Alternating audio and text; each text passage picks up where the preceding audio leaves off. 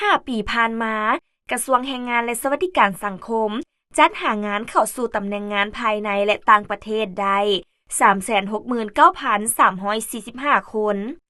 ท่านพงษ์ไสศักดิ์อินทาราชกรรมการคณะพักกระทรวงรองรัฐมนตรีกระทรวงแรงงานและสวัสดิการสังคมให้ฮู้ในโอกาสสัมภาษณ์โตสื่อมวลชนในวันที่21มีนาคม2025ว่าในระยะ5ปีผ่านมาภายใต้การนำพาของพรรคกระทรวงแรงงานและสวัสดิการสังคมสามารถบรรลุได้คาดหมายสำคัญคือด้านการพัฒนาสีมือแรงงานมีสถาบันพัฒนาสีมือแรงงานทั้งหมดในทั่วประเทศ19แห่งสร้างมาตรฐานสีมือแรงงานแห่งชาติใน7แขนงการได้44สาขาอาชีพสร้างและปรับปรุงหลักสูตรฝึกสีมือแรงงานได้20หลักสูตรเซ็นบทบันทึกร่วมมือด้านพัฒนาสีมือแรงงานกับภาคธุรกิจได้24ภาคส่วน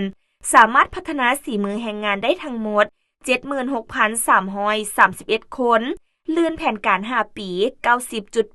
90.83% ส่วนด้านการส่งเสริมการมีเวียกเฮ็ดงานทำหรือการจัดหางาน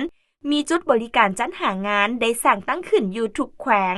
นครหลวงเวียงจันทน์และขยายไปสู่เมืองได้41เมือง